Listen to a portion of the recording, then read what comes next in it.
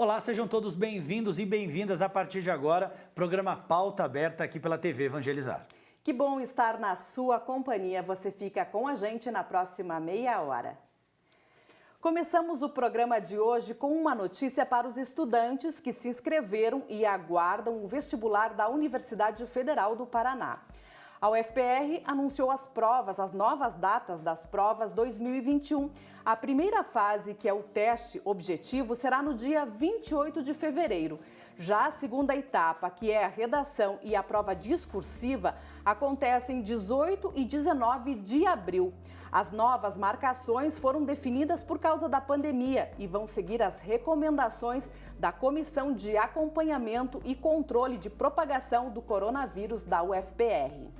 E atenção, prepare o bolso porque tem reajuste na tarifa de água e esgoto no Paraná a partir do dia 31 de outubro. O aumento será em torno de 10% e já pode ser aplicado a partir de maio. Quer dizer, na realidade ele deveria ser aplicado a partir de maio, mas ele foi adiado e vai ser agora, então começa a vigorar a partir de outubro. Tudo isso em função das dificuldades devido à pandemia do novo coronavírus. Ainda não há vacina para a Covid-19, mas já existem imunizações para outras doenças contagiosas. O sarampo é uma delas. A doença que havia sido erradicada foi registrada em alguns países e, por isso, o apelo para a população se vacinar. Desde março, o governo realiza a vacinação contra o sarampo a partir dos 6 meses de idade. Mas nessa quarta etapa, o público-alvo é de 20 a 49 anos. Letícia tem 30 anos e uma filha de 1 ano e 8 meses. Ela sabe a importância de manter em dia as cadernetas de toda a família. Porque sempre foi muito conversado aqui em casa, a gente tem tranquilidade e responsabilidade de dar a vacinação. Eu tenho exemplos próximos, a minha madrinha teve pólio, bilhete, ficou com problema para andar e tudo. Então sempre foi algo que minha mãe sempre foi bastante cuidadosa para dar tudo certo, para a gente ter saúde, para a gente ficar em paz. O Brasil chegou a receber da OMS em 2016 o certificado de país livre do sarampo. Mas no ano passado a doença voltou a ocorrer em todo o mundo e aqui foram registrados 18 mil casos. E para erradicar novamente a doença, o Ministério da Saúde tem como meta vacinar este ano 90 milhões de pessoas. Talvez por causa da pandemia, até agora apenas 4,2% do público-alvo foi vacinado. A gente recomenda à população que procure o posto de saúde mesmo em época de pandemia. Sabemos que estamos com Covid-19, é fundamental o uso da máscara, o uso da higienização, do álcool gel, mas vá ao posto de saúde, porque lá você terá um profissional que poderá cuidar de sua saúde. Reforçando, então, a campanha de vacinação contra o sarampo para pessoas entre 20 e 49 anos segue até o dia 31 de agosto. Procure a unidade de saúde mais próxima da sua casa e aproveite para atualizar a caderneta de vacinação e ficar imune desta doença. E agora uma boa notícia. A Organização Mundial da Saúde afirmou que a África está livre da poliomielite. A batalha para a erradicação da doença em todo o mundo começou há cerca de 30 anos e está prestes a atingir o seu objetivo. A notícia representa um marco histórico e quer dizer que a poliomielite está erradicada em todos os 47 países do continente africano. A doença foi registrada pela última vez há 4 anos na Nigéria. A poliomielite ou paralisia infantil ataca o sistema nervoso e pode causar paralisia irreversível em poucas horas. Crianças menores de 5 anos são as mais vulneráveis. A vacina é a melhor forma de evitar a doença. E a indústria farmacêutica AstraZeneca anunciou que está testando uma vacina contra o coronavírus e está em teste final desta vacina. O tratamento é à base de anticorpos monoclonais que são usados para atacar o coronavírus. Eles são sintetizados em laboratórios e imitam os anticorpos naturais do organismo. Esse método já é usado para tratar outras doenças, como alguns tipos de câncer.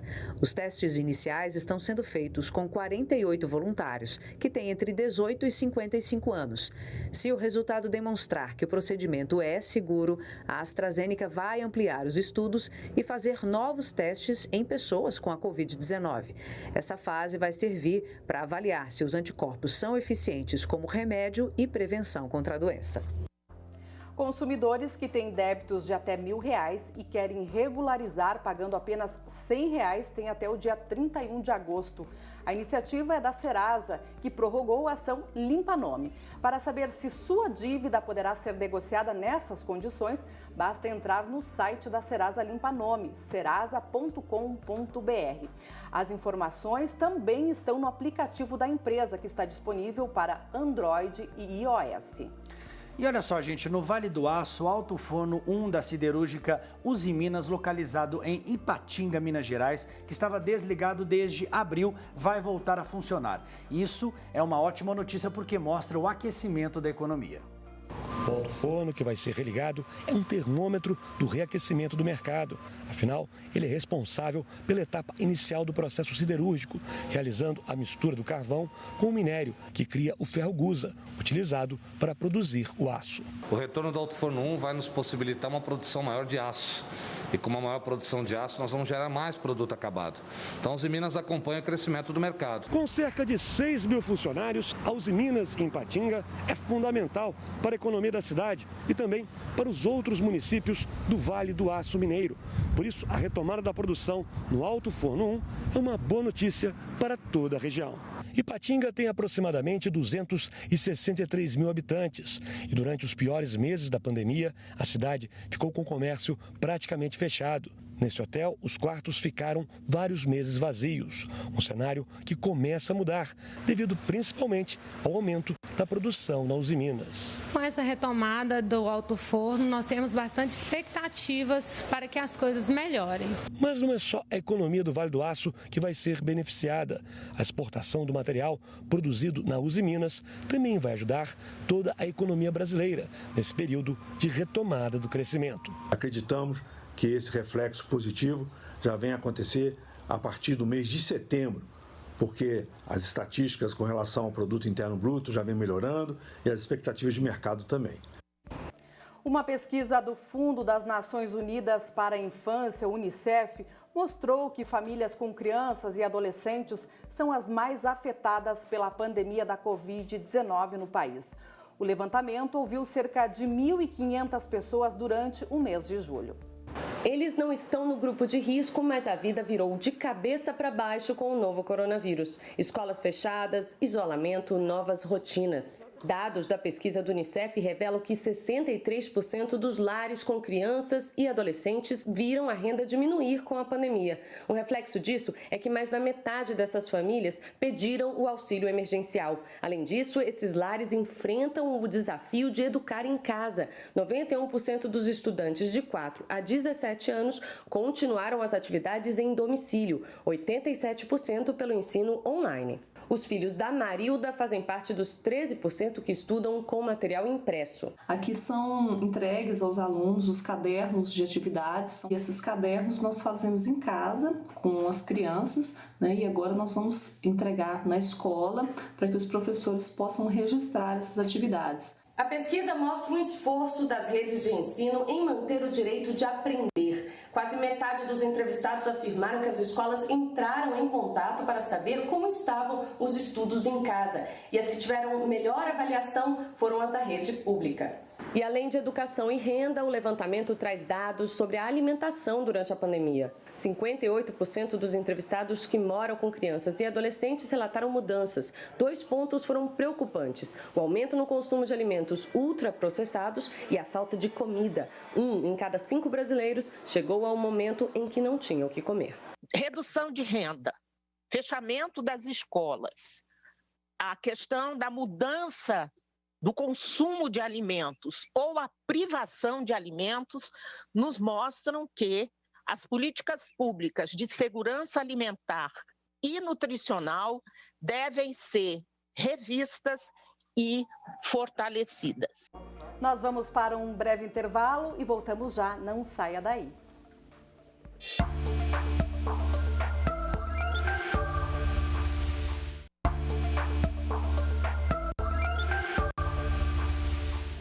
Para reduzir os custos para os moradores, um condomínio adotou várias medidas sustentáveis. E a recompensa não foi só financeira. Confira na reportagem.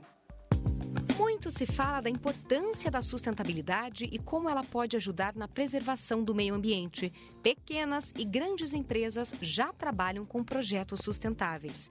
Nas casas, a separação do lixo, a manutenção de uma composteira ou mesmo o cultivo de hortaliças são exemplos de iniciativas simples. Para os condomínios residenciais, o desafio é implementar projetos para que essas construções também se tornem sustentáveis. Esse prédio que fica em Curitiba é um exemplo. Aqui, algumas medidas que reduziram os custos para os moradores também beneficiam a natureza. Uma delas é a coleta seletiva do lixo por uma empresa terceirizada. De acordo com o síndico, a mudança garantiu uma redução de 40% no valor do IPTU. A partir do momento que você terceiriza isso, que você contrata uma empresa terceirizada, você entra com um processo junto à prefeitura, é claro, todo um processo de liberação, e aí sim, você retira do IPTU esses 40%. Segundo essa bióloga, o impacto vai muito além da economia. O maior benefício é a mudança na atitude dos moradores. Através das conscientização, a gente desperta os olhares e curiosidades dos moradores para entender qual é o produto que ele está consumindo, da onde que vem, e aqui ele tem a certeza de onde que ele está indo. 1 tonelada de papel reciclado, você evita o corte de 33 árvores. 100 toneladas de plástico reciclado, você evita a extração de 1 tonelada de petróleo. Outra medida adotada no condomínio foi a contratação de uma cooperativa de créditos de energia elétrica.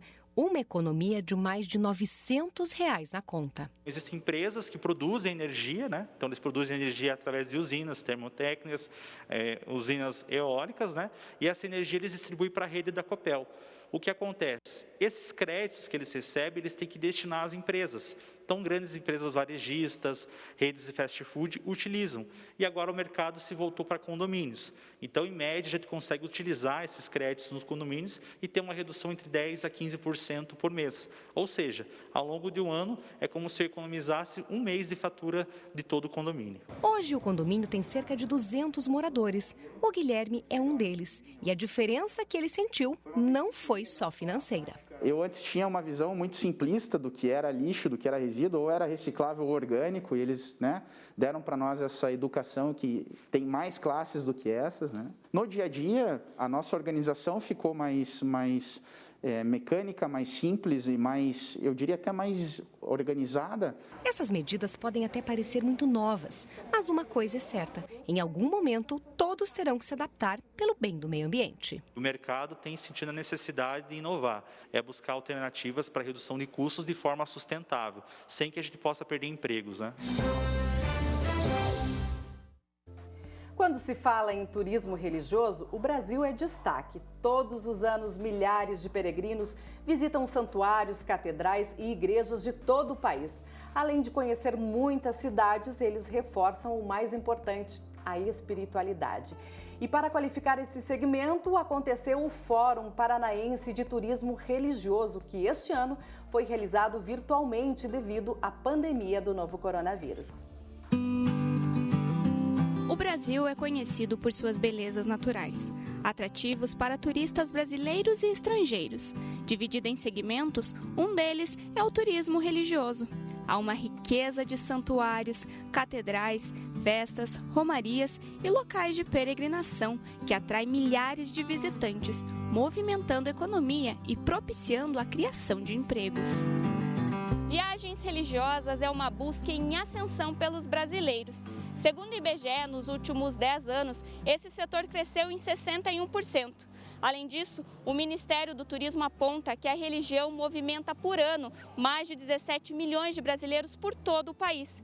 No Paraná, a religião é muito presente Segundo a Fundação Getúlio Vargas, o Ministério do Turismo e o SEBRAE, o turismo religioso está à frente dos demais segmentos, com 24,6%. O turismo religioso ele propicia esse encontro, não só com a pessoa, com a natureza, com o sagrado, o divino que a gente chama, e isso vem fortalecer, né, o convívio e o ser humano.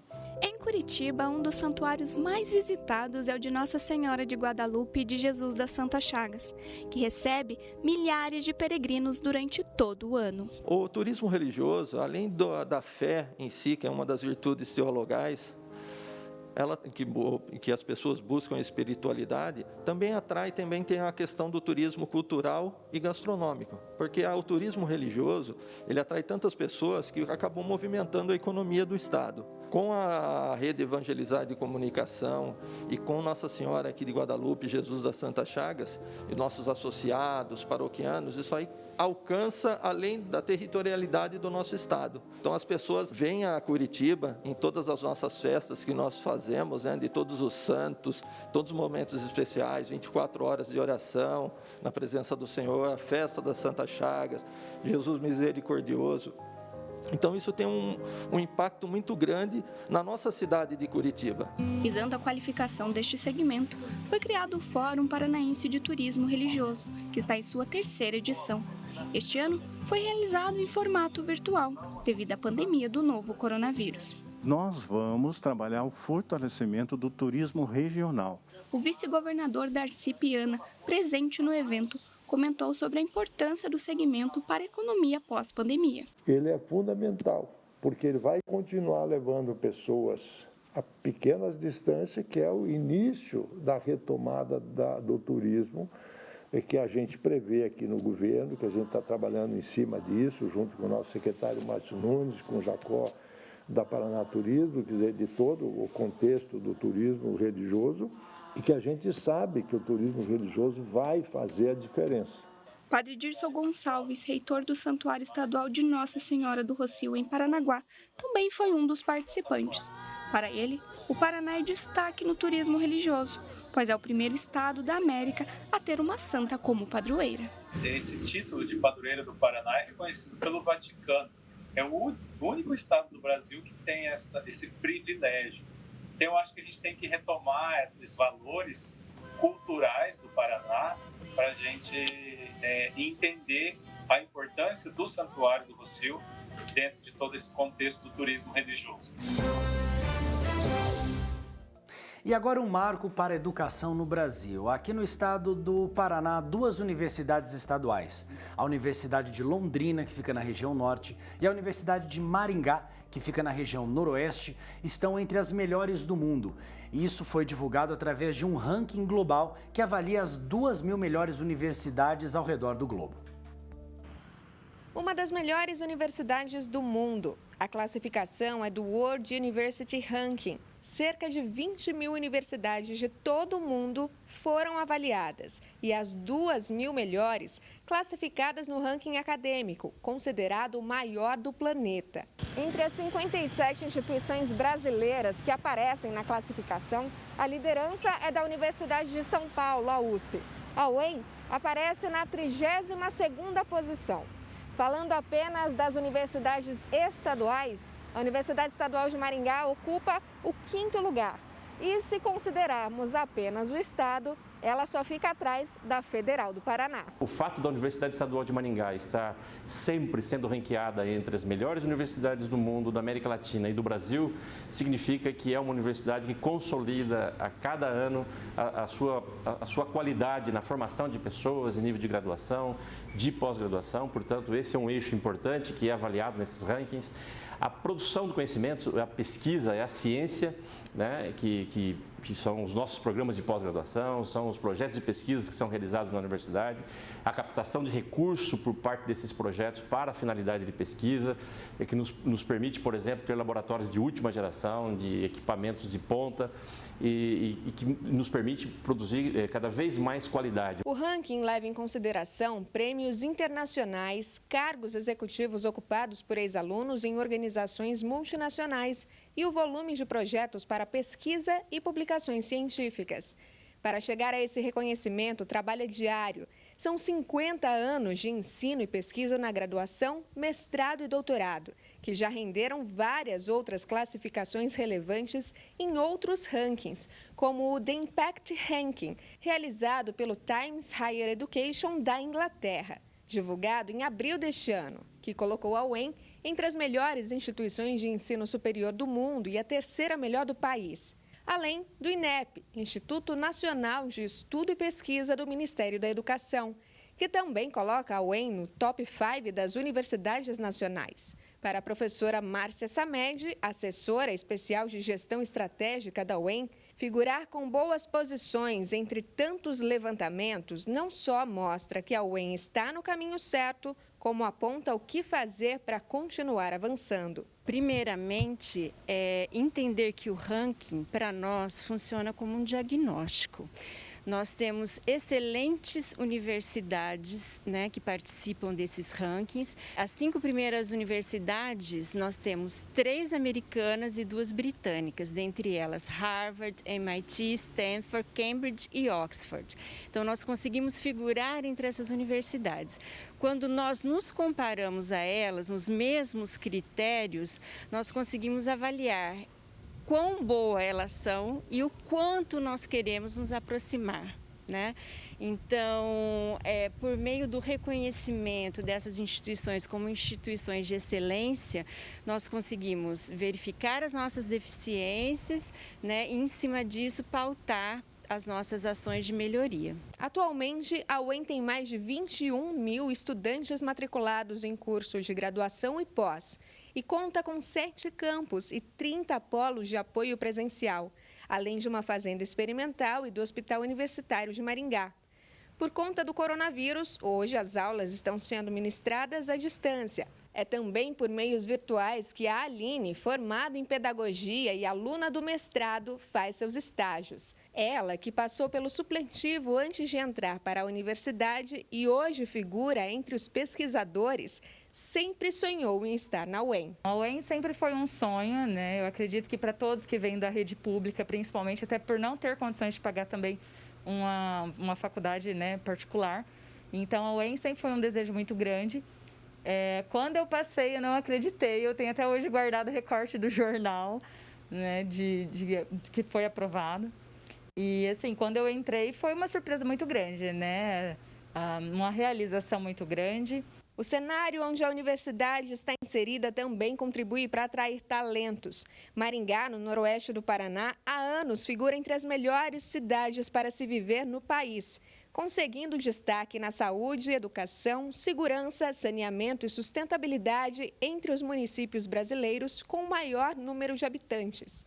Maringá também é conhecida como uma das cidades mais arborizadas do país e por ser planejada desde seu nascimento. O município tem 73 anos, mais de 400 mil moradores e é referência quando o assunto é qualidade de vida. Maringá é diferenciada. O modo de vida aqui é excelente. Nós temos tudo de bom por aqui. Maringá é uma cidade essencialmente de serviços de estudantes, né? Nós temos aí quase 40 mil estudantes em Maringá. E a UEM faz parte desse grupo grande de faculdades que prestam um grande serviço para Maringá. Um dos fatores que mais contribui em relação ao padrão de vida aqui, o ensino público do universitário é com certeza um fator considerável, assim. Maringá colabora, recebe muito bem estudantes de fora, do Brasil inteiro e até de outros países, né? Tem uma boa hospitalidade, Maringá. E o Pauta Aberta de hoje fica por aqui. Obrigada pela sua companhia. Fique bem, fique em paz e até amanhã. E eu gostaria de convidar você a conhecer o nosso canal oficial no YouTube para você rever aí a programação da TV Evangelizar. É só entrar lá, o endereço está aparecendo aí no seu vídeo. Muito obrigado pelo seu carinho e até o próximo programa. Tchau.